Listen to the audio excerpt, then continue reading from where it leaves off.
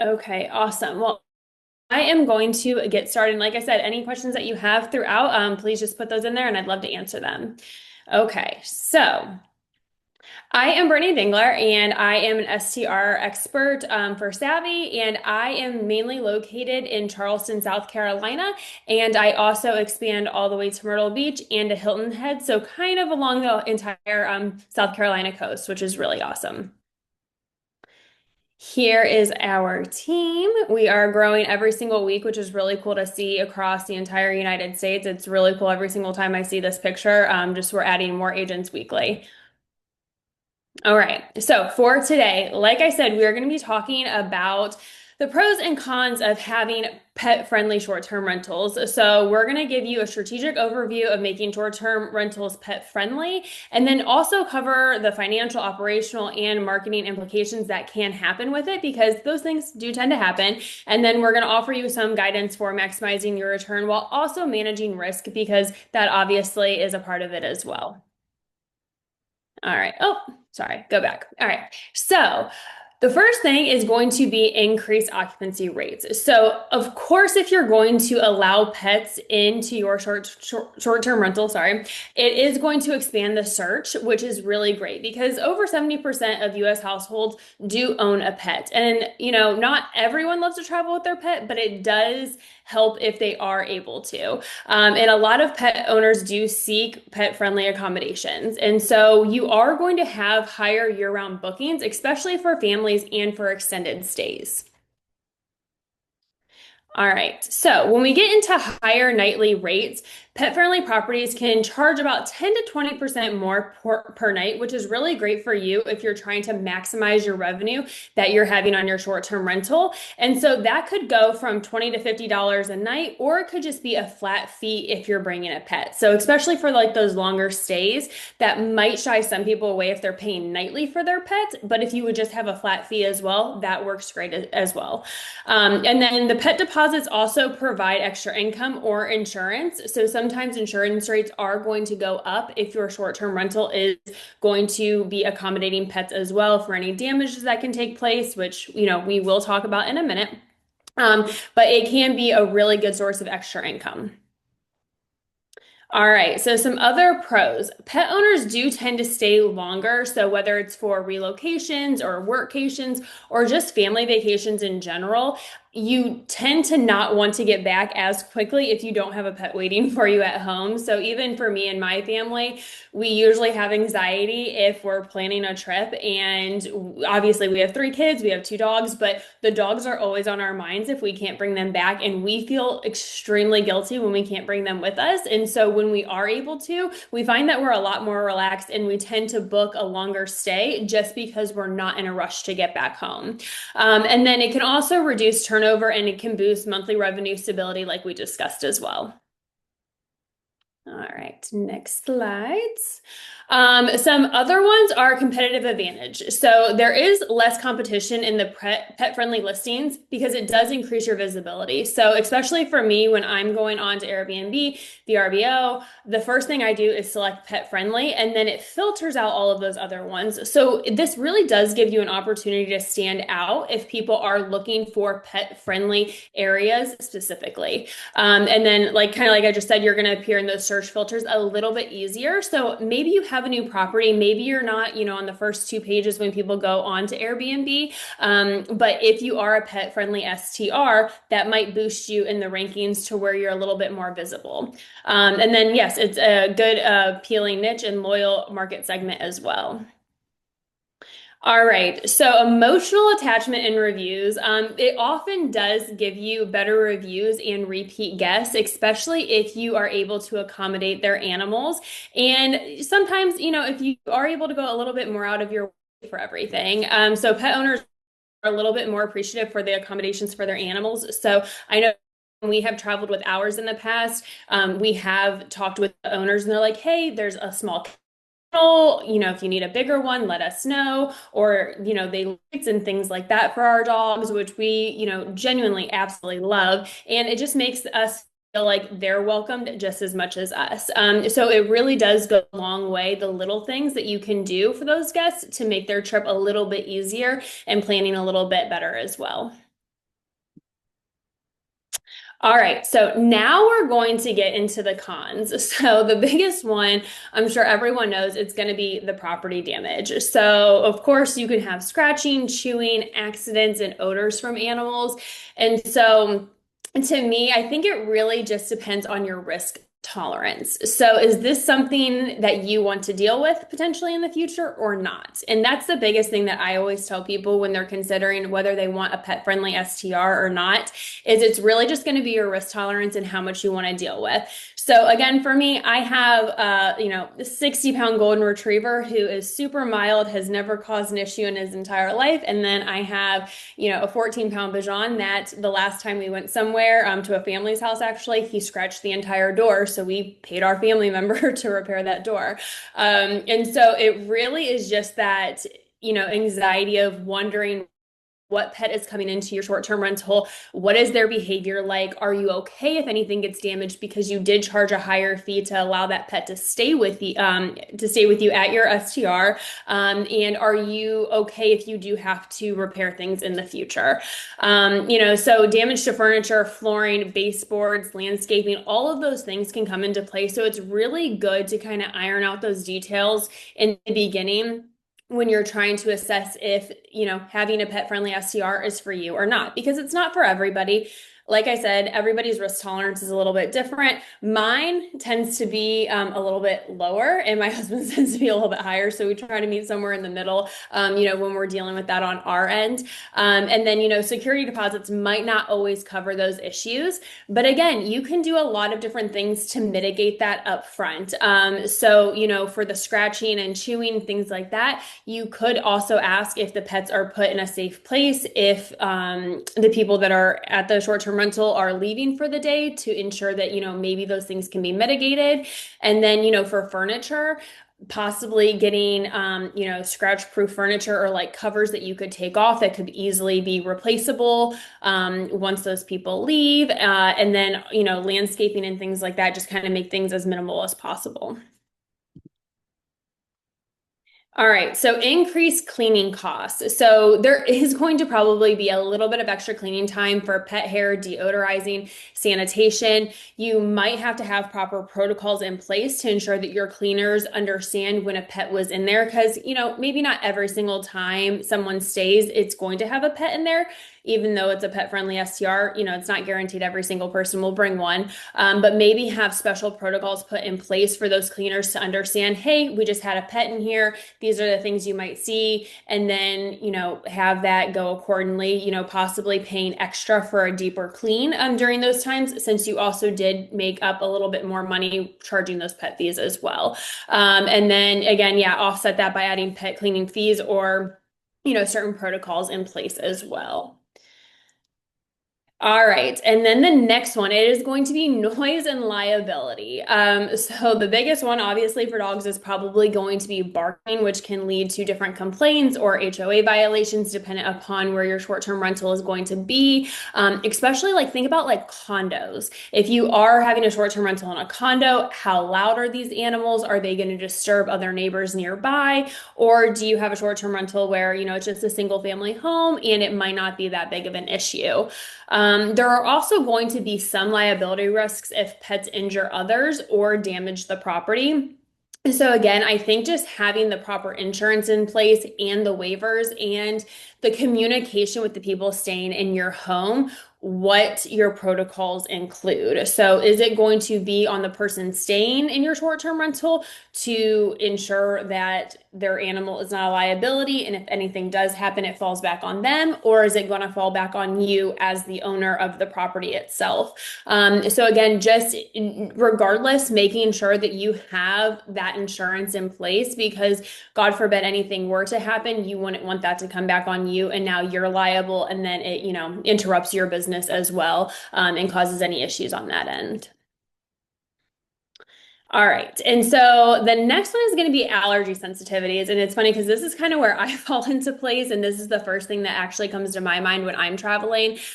So even though you are a pet-friendly STR, okay, if you're going to have them in there, future guests might complain of allergies. And so, I always love to use myself as an example. I do have dogs. I have one that is a golden retriever, sheds like crazy. For whatever reason, my body is completely fine with them, probably because I've had him since he was a puppy. But when I get around other dogs or cats, for example, I tend to have all of my allergies flare up. And so even when my sister's dog comes over, I have a reaction to him. And so that is also where it kind of comes into play of ensuring that if you are going to be a pet friendly STR, making sure those cleaning protocols are in place and allowing your guests to know that. So I personally have went as far as to asking the short-term rental owner in the past. I have sent a quick message. Hey, I know that this is, a pet friendly STR. How thorough is the place cleaned prior to coming? I do have pets, but I also have allergies too. And I react, differently to other people's animals. And so I just want to make sure that, I'm not going to be dealing with anything when I do come on vacation because, that would really suck if, people are coming into your short-term rental, they're excited to stay for the entire week, and then they're sick the rest of the week, can't breathe, they're itchy, their eyes are watery, and they're having a bad reaction because maybe the place wasn't cleaned as thoroughly as it should have been. And so, yeah, like it just says right there, deep cleaning and disclosure are very, very critical. And I think that also when you're doing your advertising, that could be part of a great advertising too, because I look for places that are extremely clean and that have those cleaning protocols in clear sight. So I know with confidence that if I go in, it is going to be cleaned thoroughly. But if anything comes up, I love when owners are also like, if you have any, bad experience during your stay, please let us know right away so we can make it right. So again, I think it's just really going to be very, very good upfront in communication that allows people to feel safe and calm when they're coming in to a short-term rental that does allow animals. All right. And so let's get over to the financial overview. Okay. So we went through all the pros and cons. So I'm sure your mind's probably going like, okay, like again, what is my risk tolerance? Thinking about, is this for me? Is it not for me? Because sometimes what we tend to do is we kind of just look at the finances. How much can I make on this? How can this help my property stand out? But sometimes we don't think about all that background. So hopefully that kind of opened your mind a little bit more to, all the good sides of it, but some things to consider as well. But for the financial overview, for example, 180 versus 210 for a nightly rate versus for a non-pet versus pet friendly STR. So it is going to also have higher occupancy from about 75 to 60%. And then the additional income just from the pet fees alone could be about $300 a month. So again, it matters if you're doing like the nightly rate of like $20 to $50 per night, or if you just charge a flat fee. So sometimes when we've went out of town, it's just been a flat fee for up to two dogs for $150 for the entire stay. But if you do that 3 to 4 times a month when people are bringing the animals, that's going to be like a really good chunk of change that you can just kind of pocket if obviously there's no damages that have happened and there's not a bunch of extra cleaning that you're having to pay for as well. However, you do want to factor in the extra expenses, the deeper cleans possibly, any repairs, and then maybe your insurance might possibly go up as well if you're adding those animals to the property as well. All right, and then the investor checklist. So these are just kind of like all the boxes that you want to check if you are going to have a pet-friendly STR. So establish clear pet policies. So what breeds are you going to allow? What breeds are you not going to allow? What are the sizes? What are the limits? Are you going to allow, up to 2 animals? Can someone bring their whole flock of, 5 dogs and 3 cats? You really want to make sure that you have those policies in place because you don't want any gray area to where a guest can be like, well, you never told me, so I kind of just did what I wanted to do. And then you could also put in the policies too if the animals need to be crated when the people staying at the STR are going to leave for the day.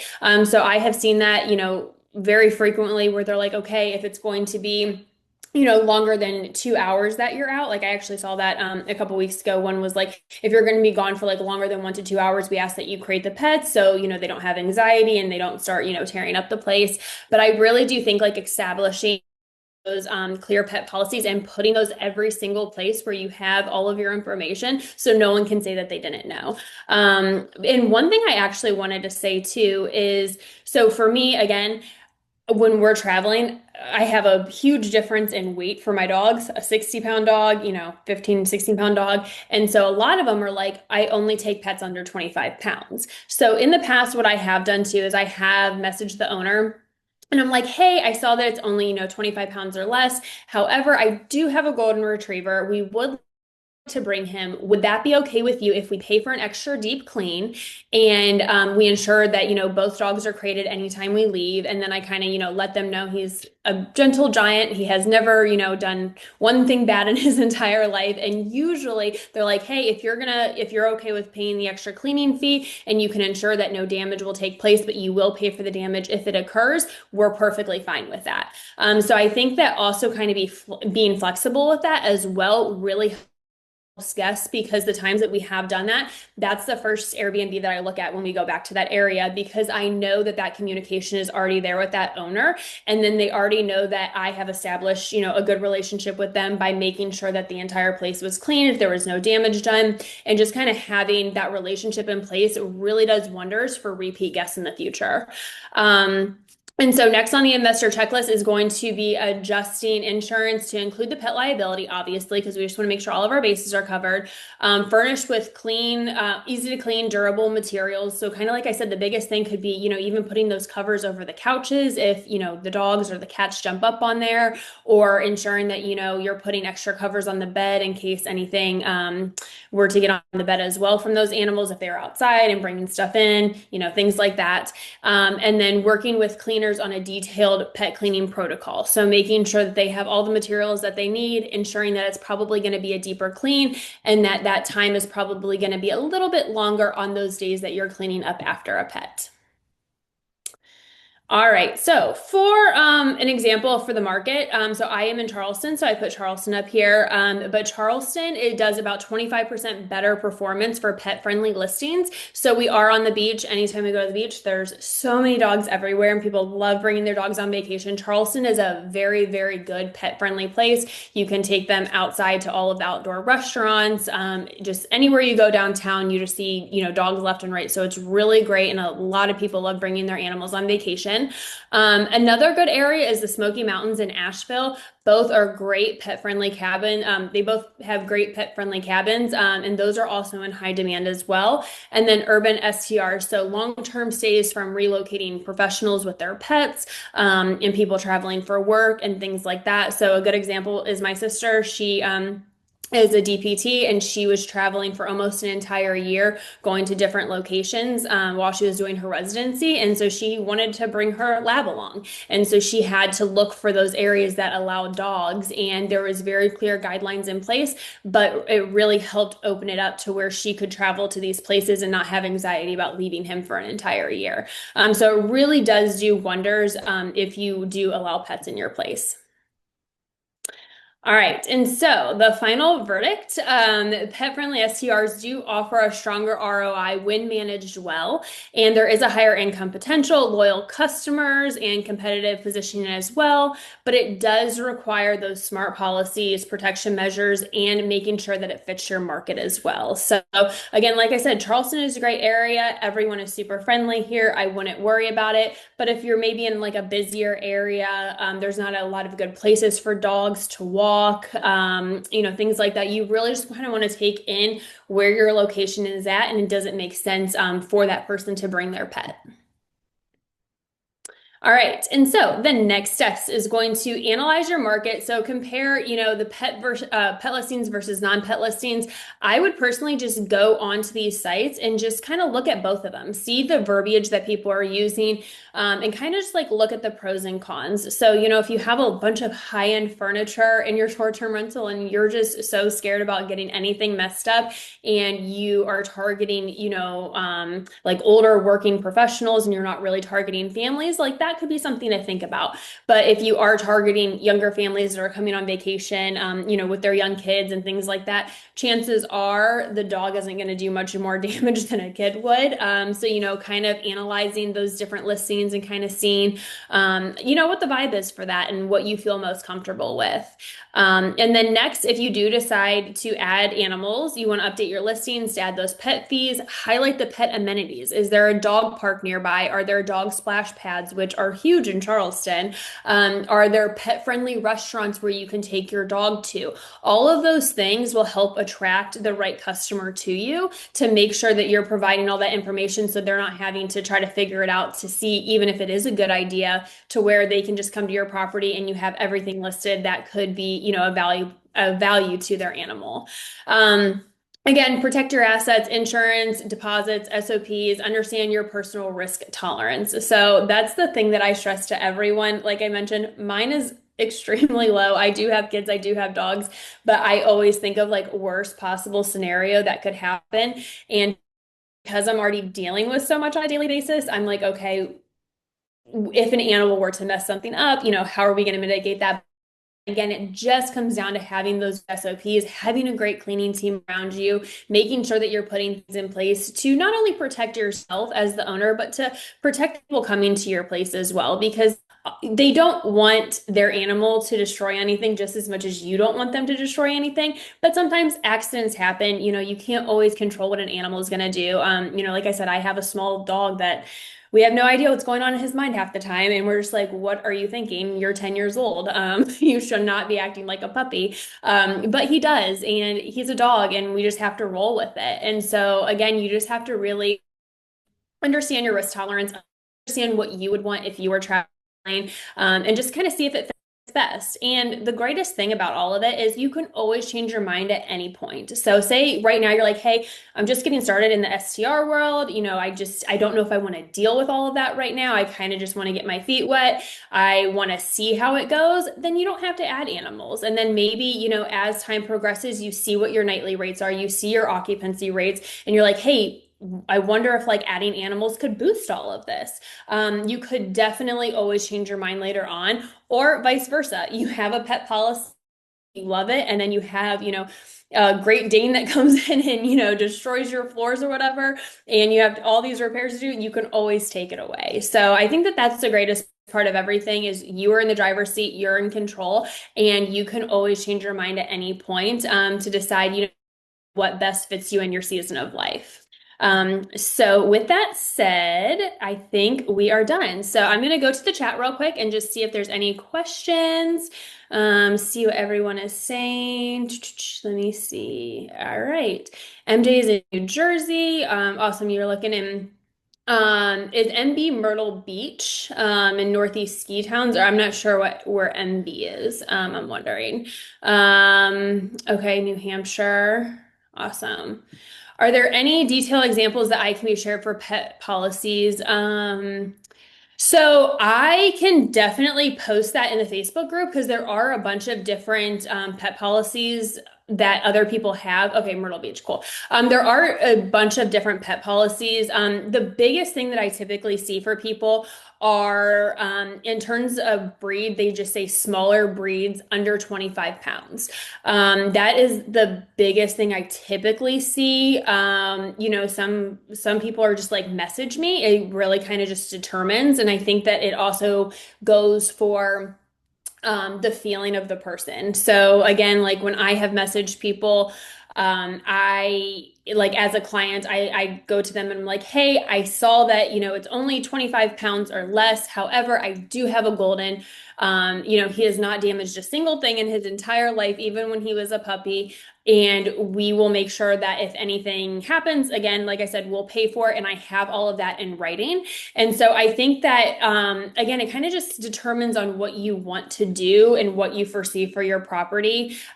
For me personally, I go up to, probably 60, 75 pounds, just because I know a lot of people with, German Shepherds, Labs, Golden Retrievers. And for me, I wouldn't want to turn anyone away if they do want to bring those larger animals because whether it's a small dog or a big dog, we love them all the same. And for me, like I said, I get a lot of anxiety and stress when I can't bring him along or someone's like, hey, can't happen. But again, a lot of people are willing to work with you, I think, if just the communication is there. And so maybe just put in your pet policy, breed restrictions apply. Please message me for more details and let's discuss, the animals that you want to bring. And then you can just have it like be a judgment feel, and then just go from there. And then With the crates, I think that you mentioned crates as well. I have stayed at places where they're like, hey, we have a small crate and a large crate that if you could please put the animals in when you come, that would be great because, as an owner, it might be a little bit of extra expense up front to get those crates. But one, they're paying you the pet deposit as well. And two, when I'm traveling, I have so many people already in our vehicle that I don't think that we could even fit a crate in. And so when we go to an Airbnb and they already have that for us, I'm more likely to pick that property because that's one less thing that I have to bring, one less thing that I have to worry about. Kind of like when you go to the Airbnbs and they're like, hey, we have two pack and plays, we have this for the kids, and like they have all the setup, and you don't have to worry about bringing all of those things. You kind of just want to put yourself in that position of the guest that is coming to your property of what can I do to make their stay easier? And so in my mind, I would just try to do all of those things. Even having pet bowls for water and food, if you would even want to put that in your listing, just so they don't have to worry about all of those things and just make sure everything's thoroughly cleaned, I think that you'll be in great shape. All right. So Ashley said pet friendly is huge in Colorado for sure. Do you limit types of pets, like no cats, for example?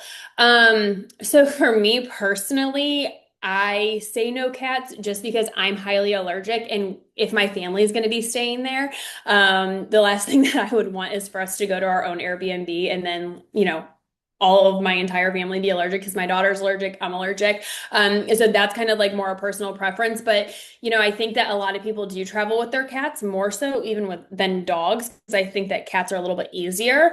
So again, I think it's just a personal preference on what fits you best. Are you going to be staying in your Airbnb a lot to where you're going to go a lot and you personally have allergies, or do you not have any allergies at all and you're cool with every single animal and you don't foresee any of those issues? So again, that's what I love about this is it's your property, it's your choice, you get to decide what works best for you, and you can change it at any time, which I think is pretty cool. All right, is there any other questions in the chat? I'll give it another minute or so. Thanks everyone for jumping on. This was a lot of fun. This was my first Savvy session, so hopefully I get to do more in the future.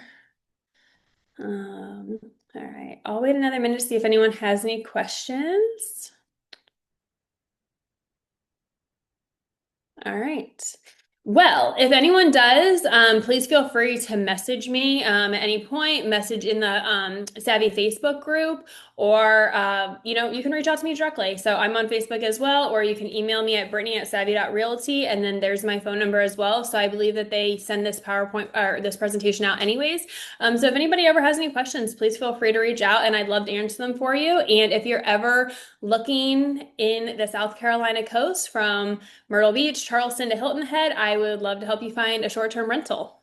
All right. Well, thank you guys so much. All right. How do I end this thing?